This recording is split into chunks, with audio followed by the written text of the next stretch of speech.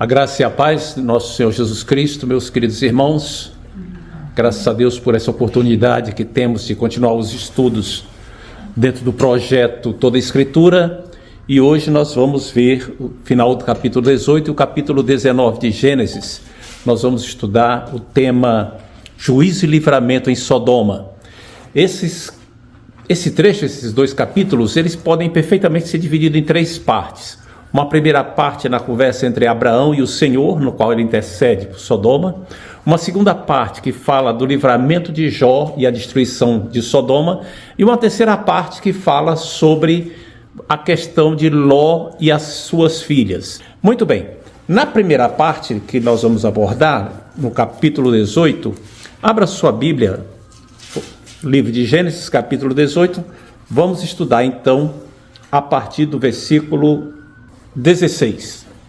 Aqui vai falar então a conversa entre Abraão e o Senhor, na qual ele intercede pelas pessoas em Sodoma, porque o seu sobrinho Ló estava vivendo em Sodoma. E aí o que acontece é que primeiro tem uma introdução da parte de Deus. O Senhor que tinha aparecido para Abraão junto com dois anjos, em uma teofania, como se fossem três pessoas, três homens. Mas Abraão reconheceu que era o Senhor, e aí o Senhor vai e começa a falar claramente com Abraão, dizendo assim: não vou esconder de Abraão o que eu vou fazer, eu vim aqui para ver o que está acontecendo em Sodoma e vou pesar a mão sobre Sodoma. A partir daí, Abraão, percebendo o que vai acontecer, ele começa a interceder por Sodoma, porque ele sabia que o juízo de Deus viria sobre Sodoma, e ele queria preservar a vida de seu sobrinho. E ele começa a dizer: mas Senhor, o Senhor é justo, o Senhor vai destruir a cidade toda. Se houver lá 50 justos, vai destruir todo mundo. O Senhor não faria uma coisa dessa? Deus, de jeito nenhum. Eu não destruo. Se houver 50 justos, eu preservo. E Abraão começa a barganhar com Deus. E baixa para 40, e baixa para 30, e depois 20, e 15, e nada. Até que Deus encerra a conversa e vai embora. E Abraão fica com peso no coração. E assim encerra essa primeira parte. Vamos dar uma olhada então nessa primeira parte, alguns versículos para a gente entender o que está acontecendo. A partir do versículo 17. Disse o Senhor: ocultarei a Abraão o que estou para fazer, visto que Abraão certamente virá a ser uma grande e poderosa nação, e nela serão benditas todas as nações da terra, porque eu o escolhi para que ordene seus filhos e sua casa depois dele, a fim de que guardem o caminho do Senhor e pratiquem a justiça e o juízo. Deus começa esse diálogo dizendo assim: por acaso vou esconder para Abraão o que eu estou prestes a fazer?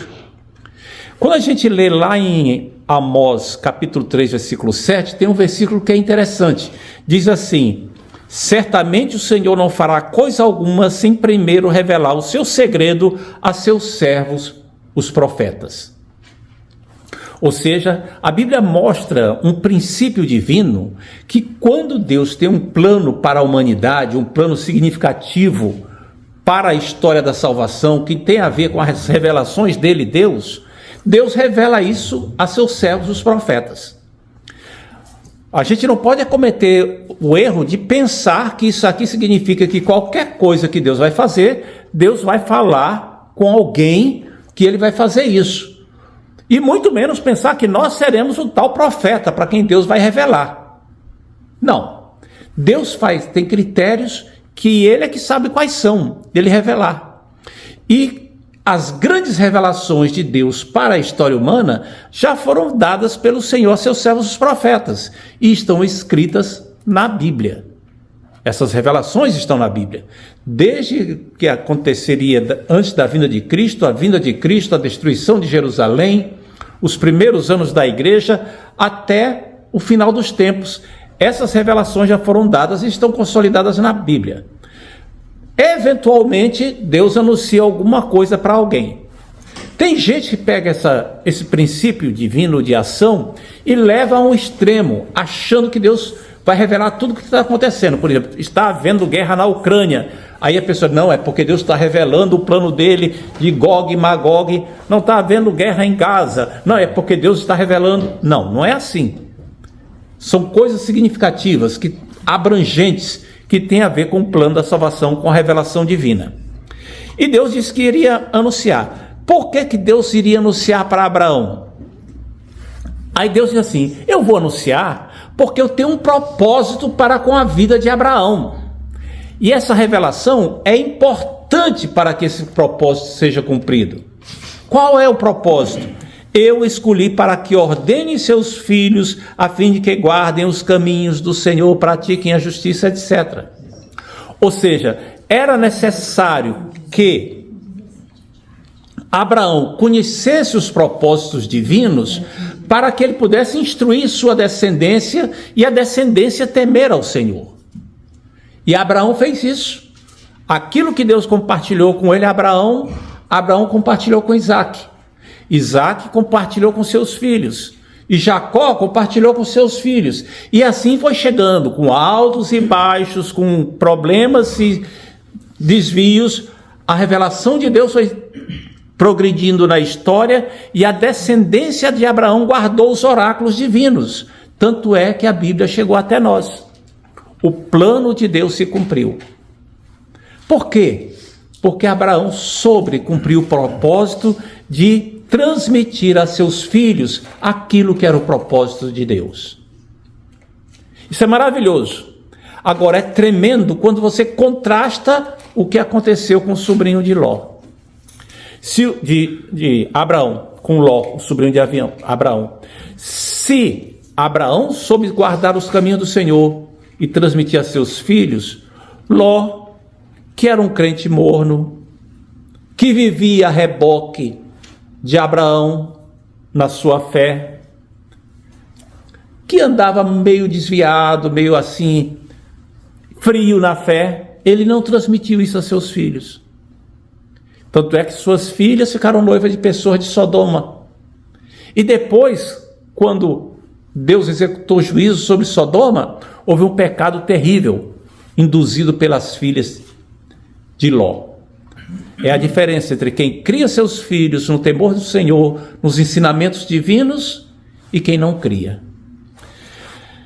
Vamos adiante. Versículo 20, Deus diz assim: disse mais o Senhor: com efeito, o clamor de Sodoma e Gomorra tem se multiplicado e o seu pecado se agravado muito. Descerei e verei se de fato o que tem praticado corresponde a esse clamor que tem vindo até mim. Se não é assim, sabê-lo-ei. Deus fala no linguajar que Abraão entenda, tá? Deus fala no linguajar: Abraão, eu vim aqui pessoalmente para verificar o que está acontecendo. Hoje nós sabemos que não era necessário que Deus fosse pessoalmente, mas Abraão sabia. Deus estava aparecendo para Abraão ali, então na cabeça de Abraão, Deus estava ali. Para Deus saber o que estava acontecendo em Sodoma, ele precisaria ir lá. Era o linguajar que Abraão era capaz de entender. E Deus vai e revela aqui algumas coisas interessantes. Primeiro, que o clamor de Sodoma e Gomorra subiu até ele. Ou seja, a gente aprende logo aqui, fica revelado aqui, que o problema do pecado vai até Deus. O problema do pecado chega à presença de Deus e Deus leva isso em consideração. É algo sério. É algo que Deus verifica.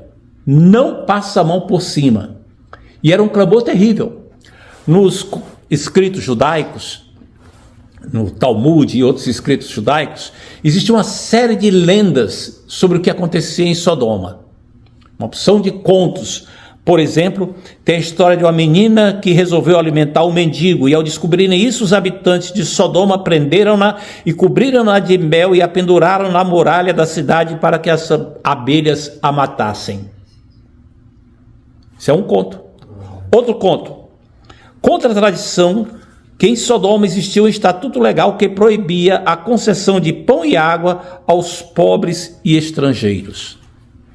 E tem uma opção de coisa assim, porque a marca do pecado de Sodoma foi tão grande, que deixou impressão na cultura judaica e eles começaram a inventar essas histórias. Mas nós não precisamos dessa história para saber o que era o clamor de Sodoma, qual era o pecado de Sodoma. A Bíblia mostra, e existem 4 grandes pecados que a Bíblia mostra em Sodoma. Normalmente as pessoas se lembram só de um, não é? Quando falam em sodomia em sodomitas, etc., pensa logo na questão da homossexualidade. Esse era um pecado. Mas a Bíblia fala de 3 outros, que normalmente as pessoas não se lembram. Por exemplo, a religiosidade hipócrita com tolerância à violência social. A religiosidade hipócrita, Deus fala lá no capítulo 1 de Isaías, versículos 10 até o 17, dizendo assim: vem cá, vocês acham que eu me agrado desses cultos que vocês estão fazendo? Vocês acham que eu me agrado desse sacrifício, da guarda dos sábados? E Deus começa a enumerar uma porção de coisas da prática deles. Chega no versículo 17, Deus diz assim: aprendei a fazer o bem, atendei à justiça, repreendei o opressor, defendei o direito do órfão, pleiteai a causa das viúvas. O que é que isso tem a ver com Sodoma? Porque no começo do texto Deus disse que eles estavam fazendo igual a Sodoma. Ou seja, pessoas que, apesar de toda a religiosidade, toleravam que fosse praticada a injustiça, fosse violentado o direito dos órfãos e das viúvas, não atendiam para a prática da justiça. Sodoma compactuava, era tolerante com a injustiça. E Deus não se agradou disso. Principalmente porque os menos favorecidos é que eram atingidos. Logo os mais fracos, logo aqueles que não tinham como se defender. Mas eles iam ao culto. Eles praticavam sacrifícios lá em Israel. E Deus os compara a Sodoma. O segundo pecado diz assim, está lá em Jeremias capítulo 23, verso 14. Vejo coisa horrenda, Deus falando, cometem adultérios, andam com falsidade e fortalecem as mãos dos malfeitores, para que não se convertam cada um em sua maldade. Todos eles se tornaram para mim como Sodoma. Lá em Jeremias. Israel estava procedendo igual a Sodoma. Como? Tolerante com o adultério, ou seja, infidelidade conjugal, com a mentira e uma prática da justiça tão leviana, tão frouxa, que os malfeitores se sentiam encorajados a continuar fazendo mal. Note que isso era lá em Sodoma e em Israel. Eu não estou falando da nossa sociedade, não. Se vocês estão achando coincidência, é só coincidência. Ezequiel capítulo 19, verso 49, tem uma outra característica da pecaminosidade de Sodoma. Soberba, fartura e prosperidade tranquila. Diz assim: eis que esta foi a iniquidade de Sodoma, soberba, fartura de pão e próspera tranquilidade teve ela e suas filhas, mas nunca amparou o pobre e o necessitado. Ou seja, Sodoma era uma cidade rica, importante, e viviam cheios de si, porque nós, tal. Do alto da sua soberba, desprezavam o pobre e o necessitado. Tinham fartura, muita fartura. As campinas do Jordão ainda eram verdejantes, naquela época. Próspera tranquilidade.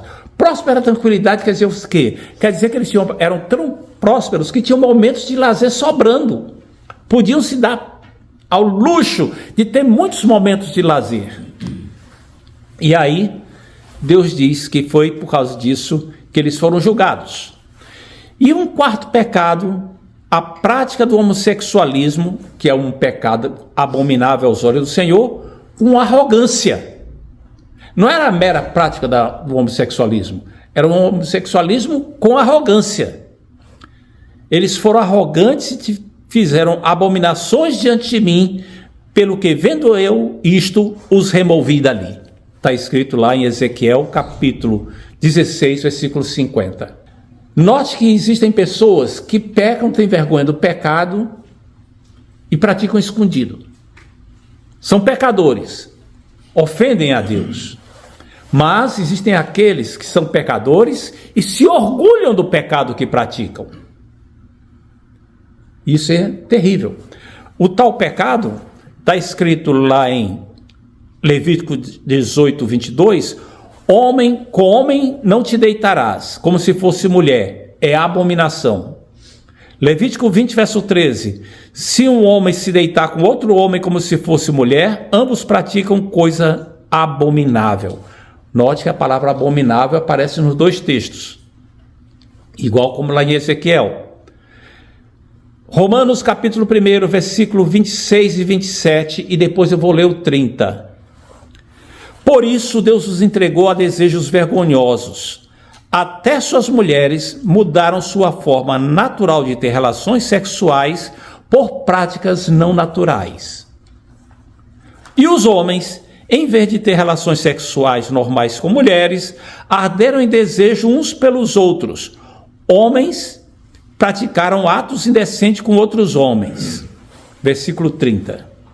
Sabem que, de acordo com a justiça de Deus, quem pratica essas coisas merece morrer, mas ainda assim continuam a praticá-la, e o que é pior, incentivam outros a fazê-lo também. Ou seja, é o pecado abominável praticado com arrogância.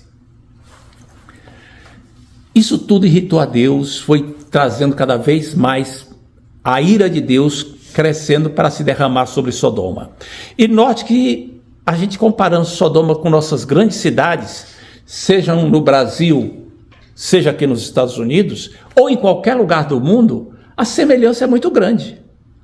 Aquela civilização que cometeu essas coisas, o juízo de Deus vem sobre elas, como aconteceu com Sodoma, como aconteceu com a Babilônia, como aconteceu com Israel, que Deus disse aqui que ia destruir Israel, como aconteceu com Roma, como aconteceu com tantas civilizações, e acontecerá também com a nossa civilização. Chegará um momento em que o cálice da ira de Deus estará cheio e vai ser derramado. Vai ser derramado. No versículo 21, capítulo 18, Deus diz assim, que eu verei se é isso de fato que está acontecendo.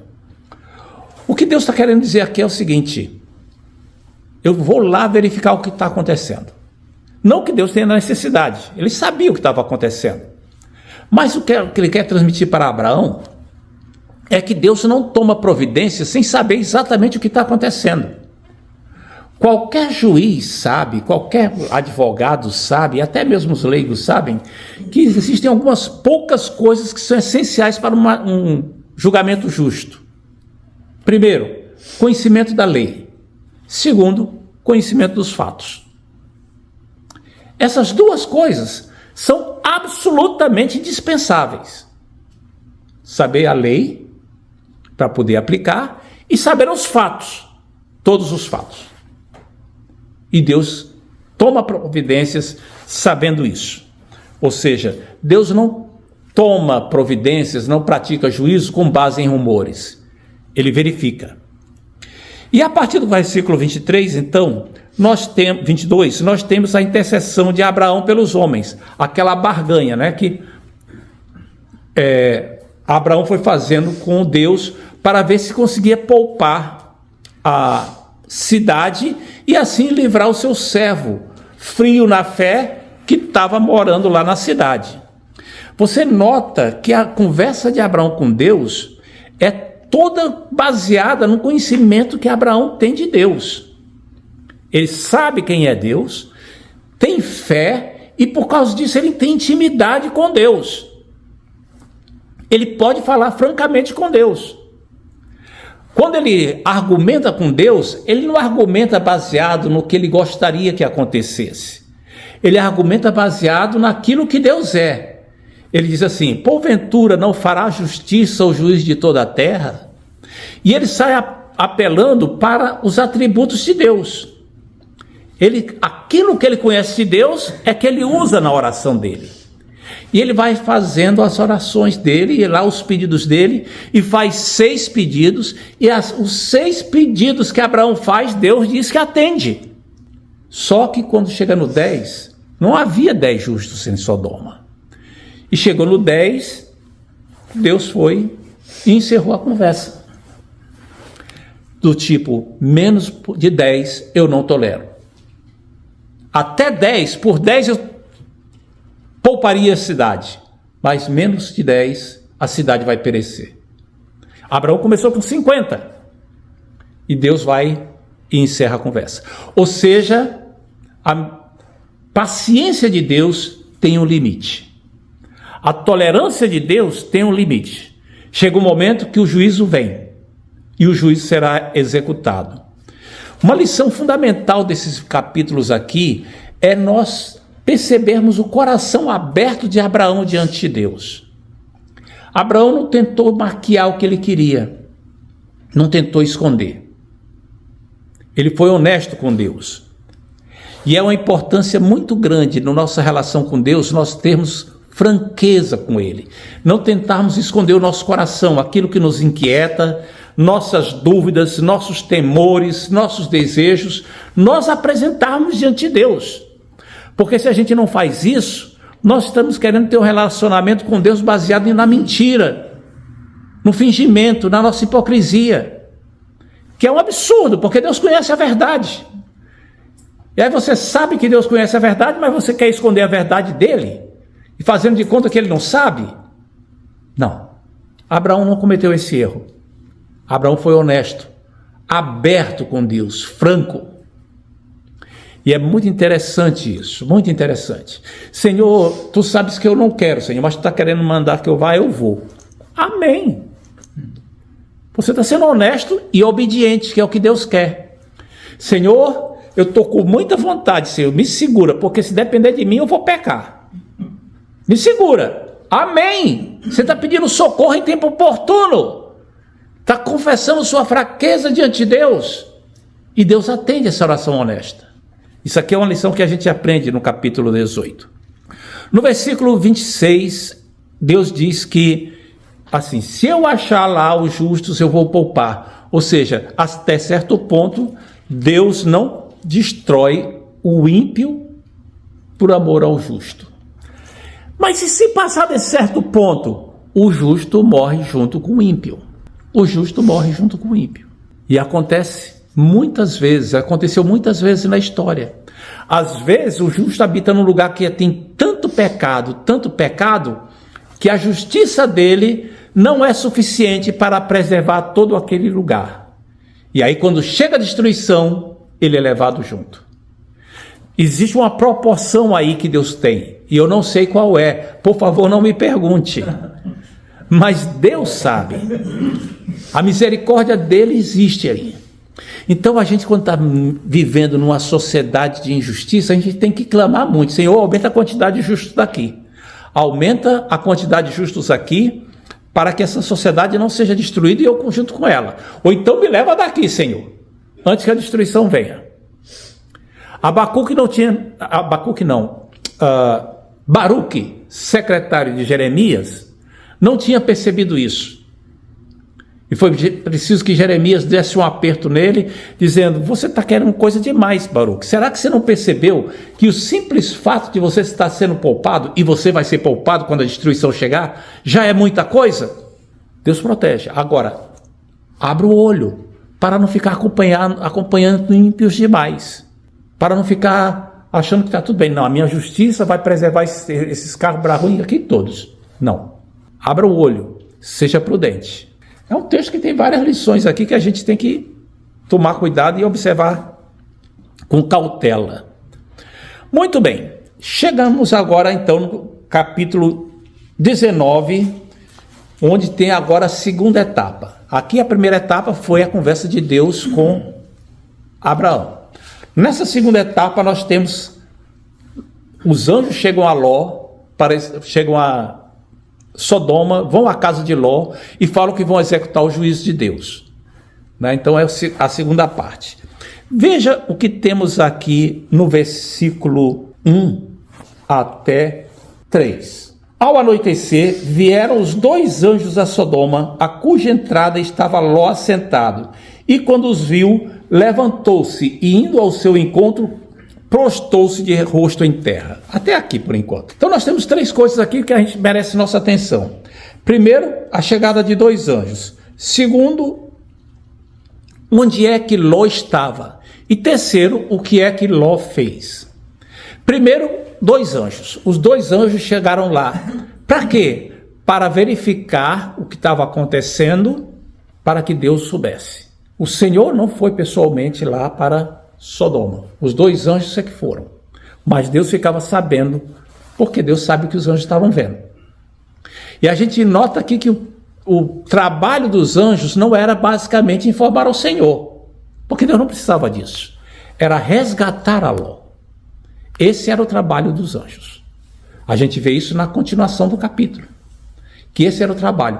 Ou seja, está se cumprindo aquilo que nós lemos lá em Hebreus, capítulo 1, versículo 14, que os anjos são enviados por Deus, são espíritos ministradores enviados para serviço a favor dos que hão de herdar a salvação. Não foi Abraão que pediu para os anjos irem lá, foi Deus. Abraão nem se meteu nisso daí, ele queria salvar Ló. Como Deus ia salvar Ló, Abraão não entrou no mérito. Ele não ficou dizendo, Senhor, manda agora teus anjos lá para tirarem meu sobrinho. Não. O ser humano não dá ordens a anjos. Eles são enviados por Deus em nosso favor. Depois tem versículo, no Salmo 91, versículo 11, o Salmo 91 é muito conhecido, no versículo 1 diz assim, porque a seus anjos dará a ordem a teu respeito, os seus anjos de Deus, né? Porque Deus dará ordem a seus anjos a teu respeito para que te guardem em todos os teus caminhos. Quem é que dá ordem aos anjos? É Deus que dá ordem aos anjos. Nós não mandamos nos anjos. Não temos autoridade para isso. Eles foram enviados por Deus. A segunda coisa que tem aqui que eu quero chamar a sua atenção é onde é que Ló estava, assentado na entrada da cidade. O que era a entrada da cidade? As cidades tinham muros, eram muradas e havia portões. Cada cidade tinha um portão principal. E na frente desse portão principal havia espaços, um espaço público, onde as pessoas se reuniam para definir questões, para discutir, para ver quem tinha razão ou não, ou para fazer negócios. Isso tudo era validado por algumas pessoas que ficavam assentados na entrada da cidade. Ainda hoje, você vai nessas cidades do Antigo Oriente Próximo, tem lá, né? Lá em Israel tem, nas ruínas de algumas cidades, tem os bancos com um lugarzinho para a pessoa sentar, de pedra assim, com um assentozinho, que ali sentava aqueles que eram os juízes, que ficavam lá para decidir o que estava acontecendo. Nesse lugar, por exemplo, como esse daí, foi que Abraão negociou a compra da cova de Macpela para poder sepultar Sara. Ele ficou conversando lá com os filhos de Efron, o Eteu, está lá em Gênesis capítulo 23, até que conseguiu comprar. Isso foi oficializado na porta da cidade. Gênesis capítulo 34, versículo 20, fala quando foi acertada a união entre a família de Jacó e de Siquém. O Siquém tinha violentado uma das filhas de Jacó, aí disseram que iam casar com as famílias, tal, se ajuntaram lá e acertaram, vamos oficializar, vamos unir as famílias, vamos. Onde é que foi feito isso? Na entrada da cidade, na porta da cidade. Quando Boaz quis tomar Ruth como esposa para ser o remidor dela, disse assim, não, mas eu não posso fazer porque tem outro remidor antes de mim, que tem mais direito que eu. Aí ele foi na porta da cidade e ali ele negociou para que fosse transferido os direitos de resgate para ele. Ou seja, a porta da cidade funcionava como uma espécie de cartório, onde as coisas eram oficializadas. E ali havia os juízes. E Ló era um desses juízes, provavelmente. Não só porque ele estava sentado na porta da cidade, como também porque quando você chega lá no versículo 9, mostra que ele estava lá sentado na condição de juiz. Versículo 9 diz assim, eles, porém, disseram, retira-te daí, e acrescentaram, só ele é estrangeiro, veio morar entre nós e pretende ser juiz em tudo. Ou seja, ele era juiz em alguma coisa, né? Ele já era respeitado como juiz, estava lá sentado. Então essa é a segunda coisa que é importante, Ló prosperou em Sodoma, ele se deu bem em Sodoma. Aquela atração que levou Ló a abandonar a companhia do tio Abraão de ir para lá. Acabou dando problemas, ele foi capturado, mas foi resgatado por Abraão e agora ele estava se dando bem dentro da cidade. Tinha subido na condição social. Estava lá agora, aparentemente, tudo numa boa, só que ele estava angustiado. Ele via a iniquidade da cidade, ele via aqueles pecados todos, e ele sabia que aquilo ali ia acabar mal. Estava muito constrangido, sofrendo, como Pedro explica. E aí ele viu os dois anjos se aproximando. E aqui tem a terceira coisa. Quando ele viu, levantou-se ao seu encontro e prostrou-se em terra. Uma conduta completamente atípica. Não era de se esperar que uma pessoa que tem um cargo importante, numa cidade importante, se levantasse, corresse para receber dois estrangeiros, se ajoelhasse, inclinasse o rosto no chão. De alguma maneira, Ló distinguiu, ele discerniu quem eram aquelas pessoas, ou percebeu que eram pessoas extremamente importantes. Ou seja, algo que talvez tenha movido também o tio dele, Abraão, quando teve a mesma conduta, se levantou da entrada da sua tenda e se ajoelhou na frente dos 3 visitantes que recebeu. Teve algum tipo de discernimento espiritual ali. A gente não sabe o que ele viu, mas ele teve isso. E aí ele chegou lá e pediu para esses homens entrarem na casa dele, irem lá, que ele iria preparar uma comida para eles lá tal. Os homens disseram, não vamos entrar na tua casa, vamos dormir na praça. Uau, como assim? Não é possível. Como assim? Os anjos não estariam se sentindo bem pelo que estava acontecendo na casa de Ló. Os anjos eram seres espirituais, celestiais, que estão na presença de Deus, contemplam a santidade de Deus. E ali na casa de Ló, não era um ambiente que eles estariam se sentindo muito bem. Isso me leva a uma questão muito delicada. Deus envia anjos para nossas casas, mas como será que eles se sentem na minha casa com o que vem? Como será que eles se sentem na sua casa com o que presenciam? O tipo de diálogo, o tipo de conversas, de diversões, de programas, a forma como a família se relaciona, a forma como tratam uns aos outros. Será que os anjos se sentem feridos no seu sentimento espiritual de pureza e santidade e amor, que eles contemplam tudo isso? Eles são superiores a nós. É algo que me deixa pensativo, pedindo graça e misericórdia a Deus. Muito bem. E os anjos não quiseram ir, mas Ló insistiu,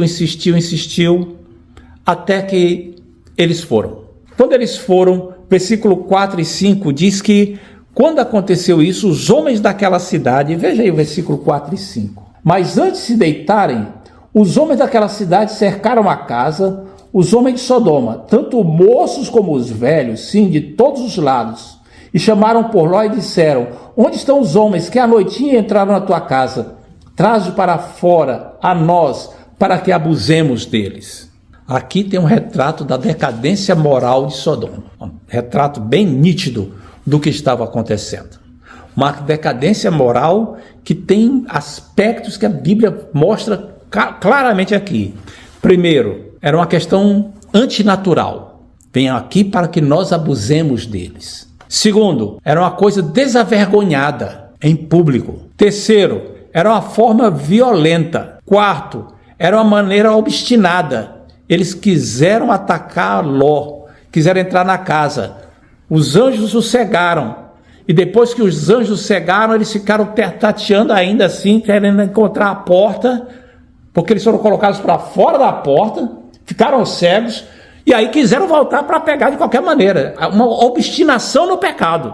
E quinto, algo generalizado. Moços e velhos. Uma conduta terrível. Extremamente terrível. No versículo 8, Ló toma uma providência aqui extrema para tentar evitar essa violência. E ele diz assim, tenho 2 filhas virgens, eu vou lá trarei, tratai-as como vos parecer, porém não façais nada a esse homem, porque se acham sob a proteção do meu teto. No Oriente Médio, no Antigo Oriente, a hospitalidade era um dever sagrado. O anfitrião tinha que proteger os hóspedes a qualquer custo de sua própria vida. Mas Ló não está empenhando a sua vida aqui. Está empenhando a das filhas. Da outra vez que aconteceu algo semelhante a isso, a mulher morreu. Está lá no livro de Juízes. Os homens lá da cidade quiseram pegar a filha do levita, a mulher do levita, aí não foi permitido, quiseram pegar o levita, aí não foi permitido, aí empurraram a mulher dele para fora, e aí os homens abusaram dela a tal ponto que ela morreu. As filhas iriam morrer. O Ló está aqui com a cabeça completamente maluca. Ele está querendo proteger a honra que ele tem na cidade, às custas da filha. Tudo bem que tinha que proteger o hóspede, mas ele se empenhar nisso. Mas não sacrificar o inocente. Isso não tem menor justificativa, não tem o menor cabimento. Tanto diante da nossa cultura, quanto da cultura judaica, quanto do ensinamento bíblico, como da cultura da época também. E por que Ló fez isso? Porque ele estava com a visão, a mentalidade completamente torcida pela mentalidade da cidade em que estava vivendo. Ficou azucrinado, completamente sem referenciais. Perdeu os referenciais porque estava contaminado pela cidade. E aí a gente percebe como é perigoso ficar se convivendo demais com pessoas que têm uma mentalidade completamente diferente. Vai se perdendo o referencial e cometendo injustiça, sacrificando o inocente para defender a própria honra, porque ele queria parecer bem. Eu estou protegendo aqui, estou sacrificando minhas filhas. Um absurdo completamente generalizado. Sem falar que os anjos, que ele tinha reconhecido como seres que mereciam honra, seriam capazes de se defender. Como mostraram depois, Ló não precisava zelar tanto para defender os anjos, como se eles fossem capazes de se defender. Mas ele queria aparecer bem na fita. Era isso que ele estava acostumado. Uma situação de uma posição de prestígio. Afinal de contas, os tarados que estavam assaltando a casa dele não iriam perder nada. Iriam perder aqueles homens com aparência magnífica que estavam lá. Mas iriam ganhar as filhas de Ló. Sacrificar a família para manter a honra, manter o seu crédito, aparecer bem na fita, não é uma coisa tão incomum nesse mundo. E não é tão incomum até mesmo dentro da igreja, quando muitas vezes as famílias são sacrificadas em seus horários, em convivência, em atenção, para que alguém possa aparecer bem na igreja, possa conservar um determinado cargo na igreja. Guardando as devidas proporções, é o mesmo tipo de conduta. É querer zelar demais pela sua aparência, pela sua honra, a ponto de sacrificar os inocentes. Que Deus nos guarde disso. No versículo 14, depois que os anjos cegaram as pessoas lá e disseram, vamos embora daqui, porque nós vamos destruir esse lugar. Ló foi e avisou seus genros e disse para eles, levantai-vos, porque o Senhor há de destruir a cidade. Os genros, porém, achavam que ele gracejava com eles. Você está contando piada, que negócio o senhor vai destruir? O senhor não vai fazer nada. De repente virou crente agora? Ló não tinha a menor credibilidade espiritual diante dos genros. Ele era crente, frio, acostumado, mundanizado, acostumado com o mundo. Mas era crente. Mas não tinha autoridade espiritual nenhuma. Era como um conhecido meu disse na determinada época.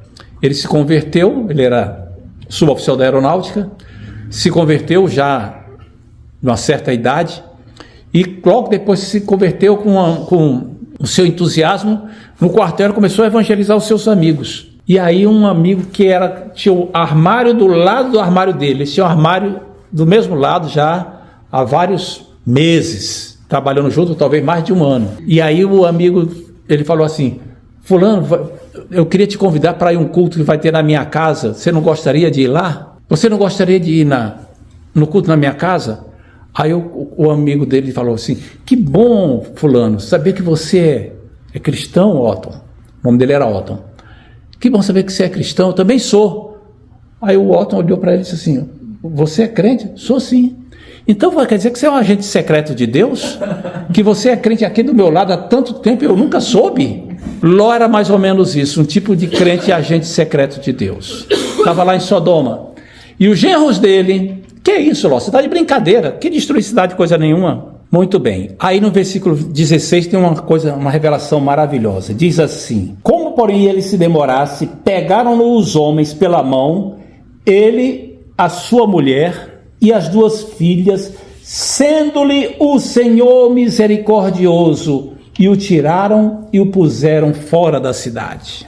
sendo-lhe o Senhor misericordioso. A misericórdia de Deus veio sobre ele de tal maneira que os anjos pegaram pela mão e saíram levando para fora. Ô seu desviado, seu obtuso espiritual, você não está percebendo o que vai acontecer? O juízo de Deus está chegando, vamos embora. E deram uma prensa nele para ele sair e saíram carregando. Um anjo pegou na mão dele, outro pegou com a outra mão pegou na mão da mulher, o outro anjo pegou na mão de uma filha e a outra mão na mão da outra filha e saíram arrastando os dois para fora da cidade, sendo-lhe o Senhor misericordioso. Agora, aquilo não foi uma coisa confortável, não foi uma coisa delicada. Me dá sua mãozinha aqui, Ló. Não, foi uma coisa assim ríspida, dura, com solavanco, desconfortável, mas era para salvar a vida. Deus às vezes faz coisas parecidas assim, quando a pessoa está frio na fé, dá um solavanco nele, querendo pegar pela mão e trazer ele de volta. E isso incomoda. Isso é duro. E a pessoa não gosta e reage tal, até que ela sente que precisa sair daquele sufoco e começa a clamar a Deus. É uma oportunidade que Deus está dando, sendo-lhe Deus misericordioso. Vamos adiante. E aí no versículo 17, o anjo falou para eles de uma coisa maravilhosa. Havendo-os levado para fora, disse um deles: livra-te, salva a tua vida, não olhes para trás, não pares em toda a campina. Livra-te, salva pela tua vida. Esse é o clamor do Espírito Santo às pessoas da nossa geração, glória a Deus, através dos pregadores. O clamor para aqueles que são descrentes, o clamor para aqueles que são crentes frios. Livra-te, salva-te, não olhes para trás, prossiga, não pares na campina, ou seja, você tem uma caminhada para ir, prossiga. É o clamor que o Espírito Santo faz ainda hoje. Até que eles chegaram do lado de fora, e a Bíblia diz que caiu fogo e enxofre, versículo 24, sobre aquelas partes da cidade, da parte do Senhor. A gente não sabe como é que foi a destruição de Sodoma e Gomorra exatamente. Não sabe. Tem aqui a descrição assim que fogo e enxofre. O que a gente sabe é que naquela região onde ficava Sodoma e Gomorra, existe um cheiro de enxofre muito grande, principalmente em cima do Mar Morto. Existem poços de betumes muito grandes, e aquilo é uma depressão de mais de 400 metros abaixo do nível do mar, onde fica o Mar Morto, que vai a 600 metros de profundidade. O que é que pode ter acontecido ali? Pode ter acontecido que de repente aconteceu um terremoto, e aí aquele enxofre começou a vazar lá das profundezas da terra, e veio para a superfície, e misturando com betume, com petróleo, que tem ali aqueles poços, aquelas coisas todas, é poça de betume mesmo. Ali, e uma fagulha ali, um raio, qualquer coisa, pode ter no meio do terremoto desencadeado um incêndio tremendo, e aquilo tudo sucumbiu. O fato é que desapareceu tudo. Deus deu sumiço naquilo. Veja o que tem no versículo 25. Diz assim: subverteu aquelas cidades e todas aquelas campinas, e toda a campina, e todos os moradores das cidades, e o que nascia na terra. Não sobrou nada. Hiroshima, Nagasaki, cidades que foram bombardeadas com bombas atômicas, estão aí. Cidades prósperas, as coisas existem lá. De Sodoma e Gomorra, não acontece nada. Tem que ter só uma grande concentração de sal e enxofre e betume. É tudo que tem lá, na região. Desapareceu tudo. O juízo de Deus aconteceu. Mas no versículo 26 tem uma coisa interessante. E a mulher de Ló olhou para trás e converteu-se numa estátua de sal. A mulher de Ló, no meio daquilo tudo, decidiu olhar para trás. O que é que deu na mulher de Ló? Os anjos tinham dito para ela não olhar, e ela olhou.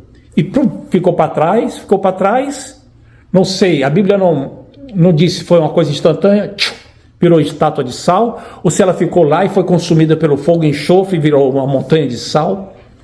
É fato que, de vez em quando, alguém identifica numa das pedras de sal que tem lá, dizendo, aquilo ali parece a mulher de Ló, olha como parece a mulher de Ló.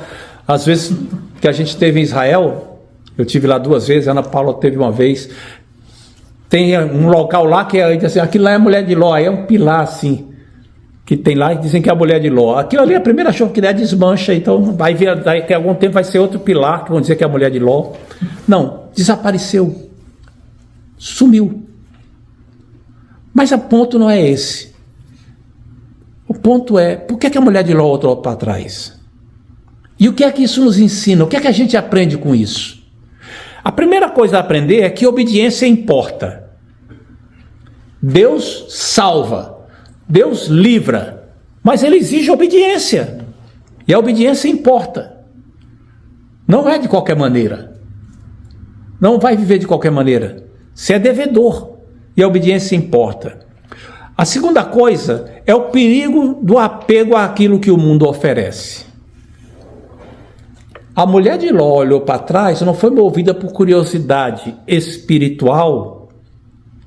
Deixa eu ver como é que a mão de Deus vai se virar para cá e derramar a ira dele aqui para que a justiça seja feita. Não, não foi isso.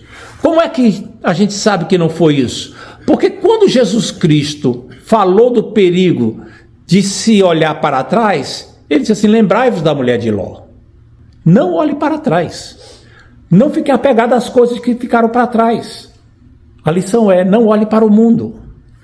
Primeira carta de João, capítulo 2, versículos 15 e 16, tem uma coisa que nos dá uma dica do que é que aconteceu na personalidade da mulher de Ló. Diz assim, não amem o mundo, nem as coisas que ele oferece. Versículo 16, porque tudo que o mundo oferece é apenas desejo intenso por prazer físico. E isso aqui, como eu estava conversando com um de meus filhos, afeta principalmente os homens. Ele fazendo uma análise do que ele tem visto ultimamente na complicações de casais, ele falou comigo uma coisa interessante, que os homens são atingidos por determinadas coisas e as mulheres são atingidas por outras. Os homens são atingidos muito por questões físicas, imoralidade, pornografia, desvios sexuais, mas as mulheres não. É na segunda parte aqui, quando diz assim, desejo que há no mundo, desejo intenso por tudo que vemos e orgulho das nossas realizações e bens. Tudo isso não provém do Pai, mas do mundo. As mulheres são mais atraídas, em geral, por esse desejo intenso de tudo quanto vem. É o consumismo, é o querer. E o orgulho das suas realizações e bens. O desejo de se sentirem realizadas, de terem vida independente, de se mostrarem que são senhoras de sua vida, independente da família, independente do marido. Isso tem atingido muitas mulheres que querem galgar posições e querem ter uma independência maior. A mulher de Ló se sentiu atraída de alguma forma por Sodoma. Estou deixando isso para trás e pensou em voltar atrás. A Bíblia nos manda a gente olhar para frente e não para trás. Finalmente tem a questão da origem dos moabitas, quando 2 filhas de Ló, sobreviventes, o embriagaram para ter relações com eles, para que ele gerasse nela filhos, para que elas tivessem descendência. Deram uma desculpa esfarrapada. Não, é porque acabaram-se os homens do mundo e a gente não tem com quem ter relações para ter filhos. Ora, mas elas fugiram para uma cidade. Da cidade é que foram para a caverna. Então havia os homens lá na cidade para onde tinham fugido. Além do mais, elas embriagaram o pai com vinho. Onde elas conseguiram vinho? Tinha alguém que forneceu vinho para elas? Muito bem. Não era por falta de homens. Era alguma mentalidade mundana de Sodoma, de talvez querer preservar a sua própria descendência, o seu próprio clã. Mas podia ter pegado e voltado para Abraão. Abraão estava vivo. Por que Ló não voltou para Abraão? Com a obtusidade espiritual, desânimo, tinha atingido aquela família ali de uma forma terrível. Se desviar e ir para o meio do mundo nunca dá certo. São coisas muito tristes que aconteceram aqui. O que é que a gente pode pegar e fazer um sumário disso tudo e trazer aplicações para a nossa vida? Dessas 3 histórias aqui. A primeira aplicação que eu quero trazer, eu quero usar uma expressão que o pastor Hernandes Dias Lopes gosta de usar. É o problema do crente rebocado. Sabe o crente rebocado? Rebocado é um barco que não tem propulsão própria, ele anda rebocado por outro, ele vai sendo puxado por outro. Acontece com carro também, mas é muito mais comum em navios, etc. Tem crente que anda rebocado. Enquanto está vivendo com a reboque do papai, da mamãe, está fiel na igreja, está ali. Ou de um cônjuge. Mas quando acontece, a fé esfria e a pessoa se desvia e abandona a corrida da fé. É um perigo ser crente rebocado. Aconteceu com Joás. Rei Joás, enquanto Jeoiada estava vivo, ele era um servo do Senhor fiel. Depois que Jeoiada morreu, desencaminhou-se completamente. Segunda lição é nós percebermos a relação dessas histórias todas aqui com a história da salvação. Aqui nessa história a gente percebe 2 aspectos. Primeiro, a justiça divina, que é completamente correta e eficaz. Intolerante com o pecado, e vem o juízo. Mas ao mesmo tempo, Deus exerce misericórdia. E exerce misericórdia pela graça para com aquele que não merece. Pela justiça divina, nós deveríamos ser condenados. Mas pela misericórdia que manifesta a graça de Deus, nós podemos ser salvos. Isso tudo aponta para a salvação. Uma outra lição que nós podemos aprender aqui é que nossas cidades são versões modernas de Sodoma. Nossas cidades vivem no pecado, na soberba, no lazer, na falta de respeito para com as coisas espirituais e ainda se orgulham disso. Um dia o juízo de Deus virá. Quer seja na forma de uma destruição, de uma guerra, de uma epidemia, ou quer seja no momento da volta de Cristo. O que a gente tem que lembrar é que existe um clamor do Espírito Santo. Livra-te, salva a tua vida, não olhes para trás. Esse clamor é mais atual do que nunca no meio da nossa sociedade. Uma quarta lição é que a tolerância de Deus com o pecado tem limites e o juízo é severo. Deus preserva, às vezes, o ímpio por amor ao justo, mas às vezes a desproporção é tão grande que o juízo vem. E nós temos que saber que o juízo vem. Temos que saber. Quinta lição. Lembrai-vos da mulher de Ló. Não olhe para o mundo, nem para o que no mundo há.